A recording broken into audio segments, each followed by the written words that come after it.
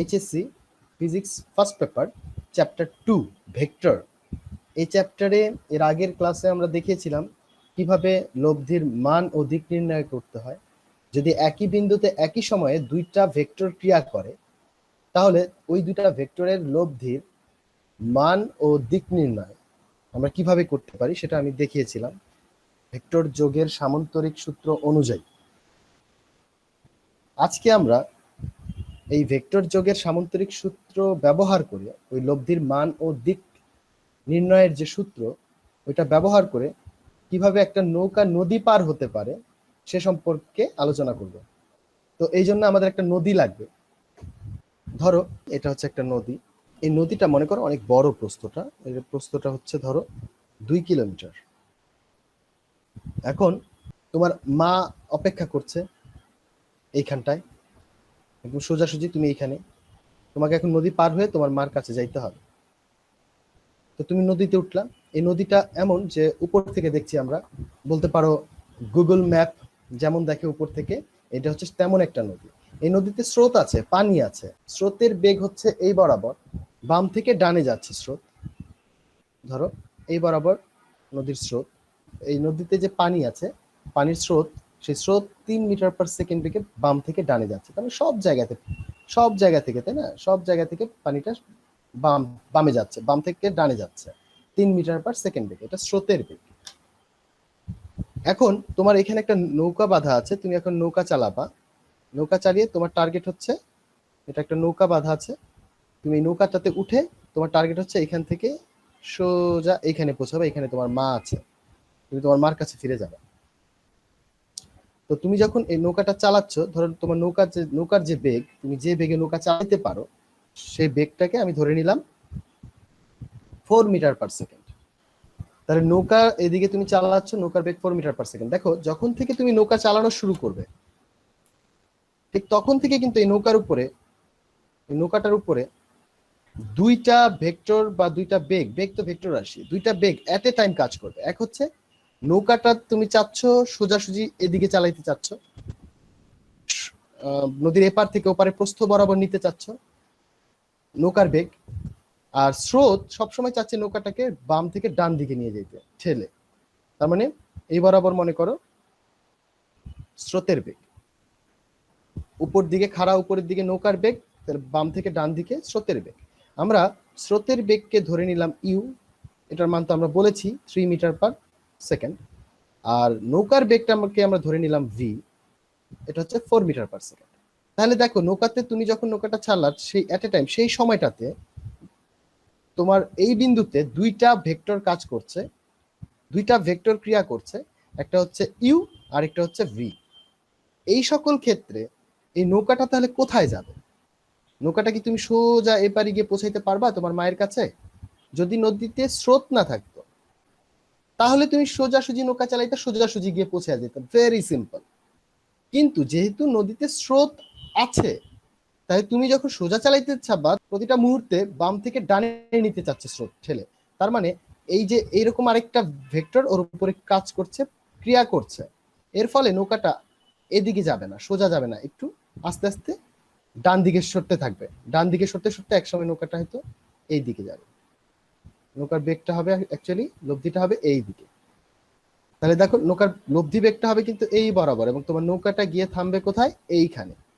এটা ধরো এ বিন্দু, বি বিন্দুতে তোমার মা আছে, কিন্তু নৌকাটা গিয়ে থামবে সি বিন্দুতে। কারণ কি? কারণ ওই যে আমরা সামান্তরিক সূত্র অনুযায়ী দেখেছি একই বিন্দুতে দুটি ভেক্টর যদি ক্রিয়া করে তাদের লব্ধির মান হবে, সামান্তরিকের কর্ণ ধরলে সেই কর্ণ বরাবর হবে তাদের লব্ধির মান। লব্ধিটাকে আমরা এই ক্ষেত্রে ধরবো ডাব্লিউ। এর আগে যেটাকে আমরা পি কিউ এবং আর ধরেছিলাম, এখন আমরা ধরবো কি ইউ ভি এবং ডাব্লিউ বেগের ক্ষেত্রে। একই ব্যাপার, তুমি পি কিউ ধরতে পারো, কোনো প্রবলেম নেই। আমরা জানতে চাচ্ছি তোমার এই নৌকাটা ওপারে পৌঁছতে তোমার পার হওয়াটা দরকার। তুমি এপার থেকে ওপারে যেতে এইভাবে যদি চালাও, তুমি এপার থেকে ওপারে যেতে তোমার কত সময় লাগবে? আমি সেই সময়টা বের করতে চাচ্ছি। ওকে, দেখি সময়টা বের করতে হলে আমাকে তো আগে তার বেগটা বের করতে হবে, নৌকাটা আসলে কত বেগে এদিকে যাইতে থাকবে। বাস্তব ক্ষেত্রে আমি কিন্তু দুইটা বেগের কথা বললাম, এখানে দুইটা বেগ এট এ টাইম নৌকার উপরে কাজ করছে, কিন্তু বাস্তবে আমি কি দেখবো, নৌকাটা কোন দিকে যাচ্ছে। নৌকাটার মুখ যদিও সোজা, কিন্তু দেখবা যে নৌকাটা আস্তে আস্তে এদিকে যাচ্ছে। তার মানে বিষয়টা হচ্ছে কি, নৌকার মুখটা সোজা রেখে ধরো এই যে নৌকাটা নৌকার মুখটা থাকবে এদিকে, কিন্তু সে যাবে এদিকে কোনাকুনি। আশা করি বোঝা যাচ্ছে আমার কথাটা। নৌকাটা এরকম সোজা তো, কিন্তু নৌকাটা কিন্তু সোজাসুজি যাবে না, নৌকাটা এদিকেও যাবে না, স্রোতের দিকেও না, টোটাল এদের মাঝামাঝি কোন দিকে এইভাবে যাবে। দেখবা এরকম অনেক দৃশ্য দেখা যায় গ্রামে বা যে কোনো নদীতে, বা নদী পার হইতে গেলে বা যে কোনো খাল পার হইতে গেলে, যে নদীতে স্রোত আছে, বা তোমরা চাইলে আমাদের এই ঢাকা যারা থাকো তারা তুরাগ নদীতে যেতে পারো। আমাদের তুরাগ নদী বা দিয়াবাড়িতে ওখানে নৌকা যখন পার হয়, তখন দেখবে নৌকার মুখটা থাকে এদিকে সোজা বা অন্যদিকে, কিন্তু নৌকাটা যায় আরেক দিকে, একদম ঘাটে দাঁড়িয়ে স্পষ্ট দেখা যায় জিনিসগুলি। সো এখানেও সেই ঘটনাটা ঘটবে। তো নৌকাটা এই পাশ থেকে এই পাশে মানে সি বিন্দুতে গিয়ে পৌঁছাবে, এতে তার সময় কত লাগবে সেটা আমি বের করতে যাচ্ছি। তো সময় জানতে হলে আমার কি কি লাগে, সময় জানতে হলে আমার লাগে কি, আমরা জানি বেগ সমান সমান, এর আগে আমরা দেখি বেগ সমান সমান দূরত্ব ভাগ সময়। এই সূত্র অনুযায়ী আমরা যদি সময় বের করতে চাই, তাহলে আমার লাগবে কি, দূরত্ব ওভার বেগ।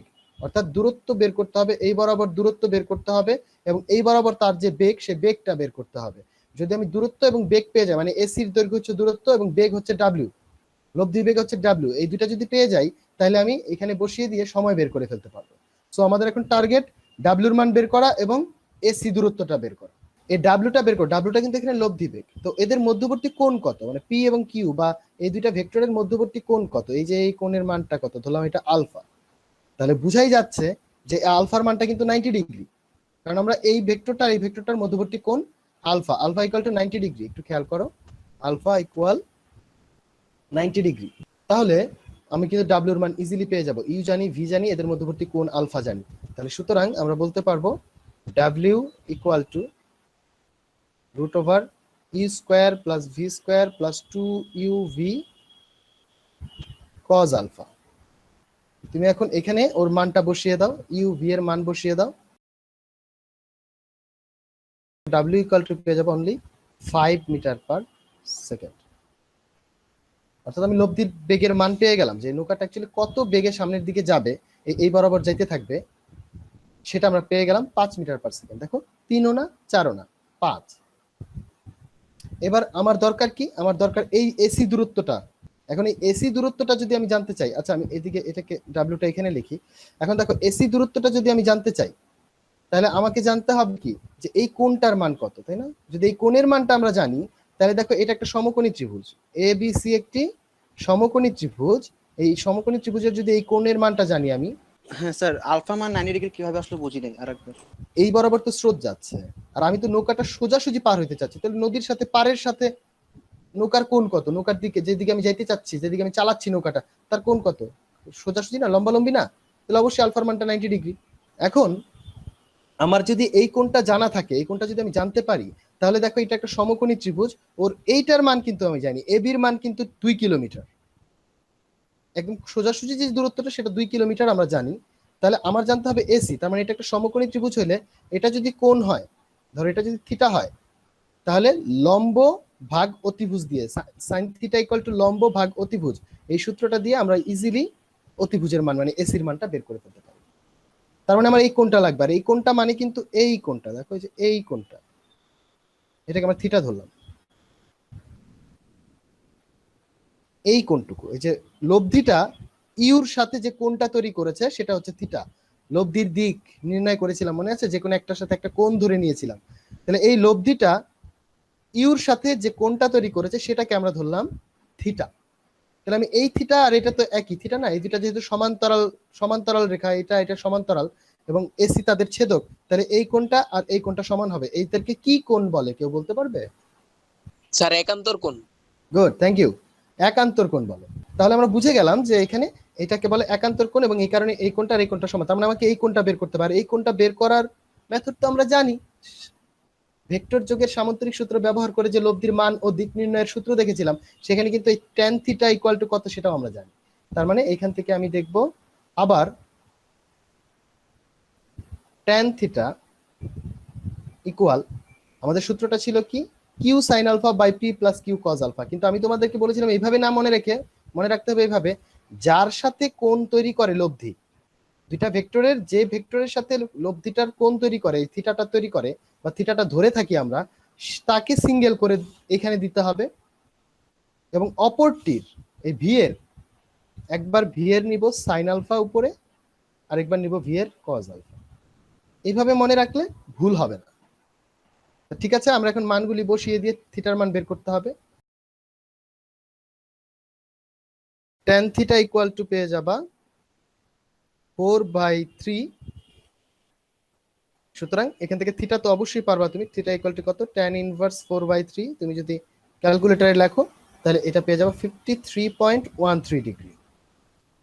থিটা পেয়ে গেলাম, এই যে থিটাটা পেয়ে গেলাম, তার মানে এই থিটাটা পেয়ে গেলাম।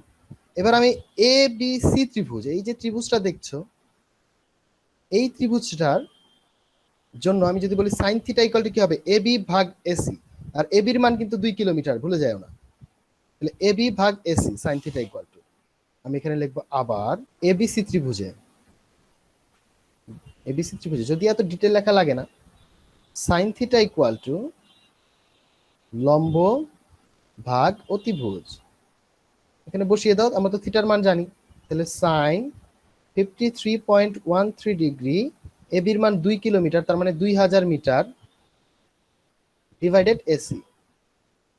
সুতরাং আমরা বলতে পারি এসি ইকুয়াল টু, এখান থেকে ক্যালকুলেট করলে সহজেই এটা ক্যালকুলেট করে তুমি বের করতে পারবে এই মানটা। এটা যদি বের করো এসির মান হবে 2500 মিটার, 2500 মিটার।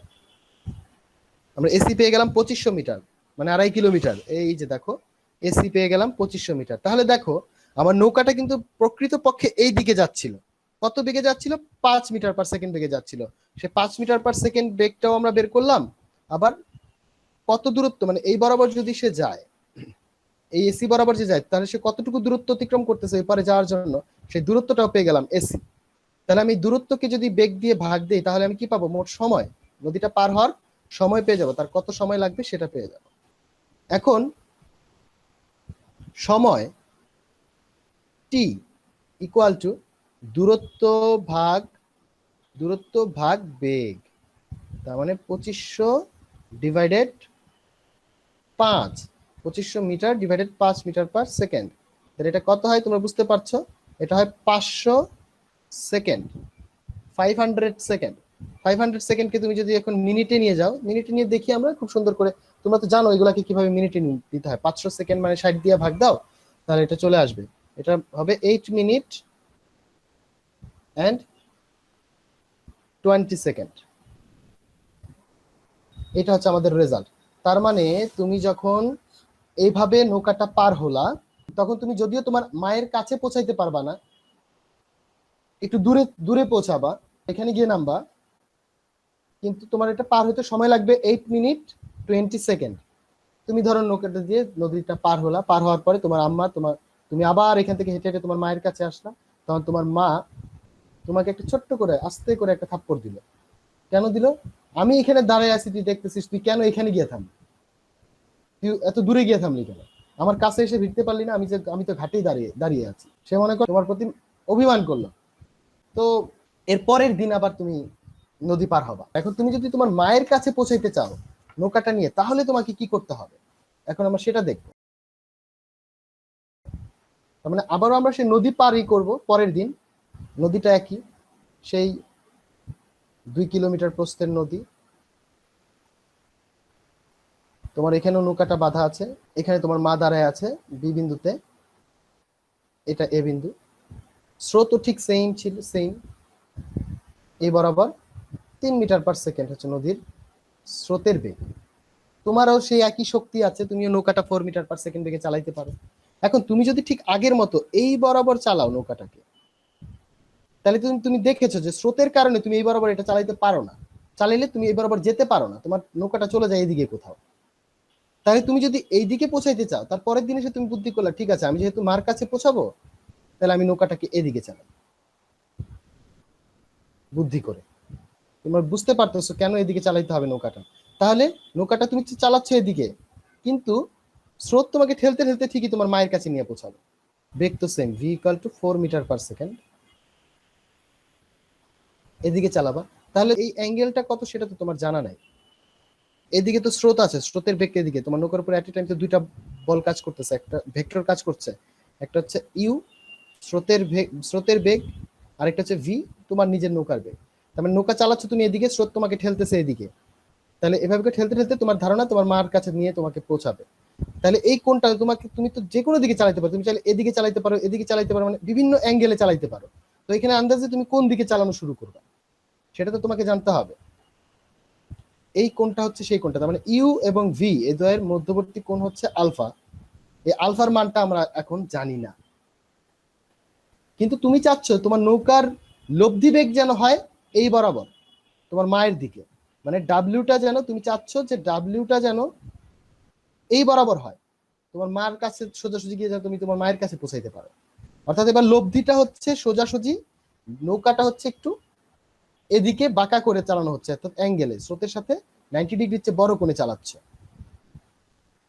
তার মানে দেখো লব্ধিটা ইউর সাথে যে কোণটা তৈরি করেছে, যে এই কোণটা এবার তোমার জানা, থিটা তোমার জানা, থিটা কিন্তু এখানে 90 ডিগ্রি। যেহেতু তুমি চাচ্ছ যে তোমার লব্ধি বেগটা একদম নদীর ওপার বরাবর প্রস্থ বরাবর হোক, একদম আড়াআড়ি হোক, তাহলে অবশ্যই স্রোতের সাথে, স্রোত যেদিকে যাচ্ছে তার সাথে তোমার অ্যাঙ্গেলটা, তোমার কোণের মানটা কত, 90 ডিগ্রি, মানে লব্ধি বেগের মানটা কত, 90 ডিগ্রি, এটা তোমার জানা। তার মানে আমরা এখানে দেখো এর আগের ম্যাথ প্রবলেমটাতে আমরা আলফা জেনেছিলাম 90 ডিগ্রি, কারণ তুমি চালানো শুরু করেছিলে কোন দিকে সেটা তো আমরা জানতাম যে আমরা স্রোত প্রস্থ বরাবর নৌকাটা চালানো শুরু করেছি, আলফা ছিল 90 ডিগ্রি।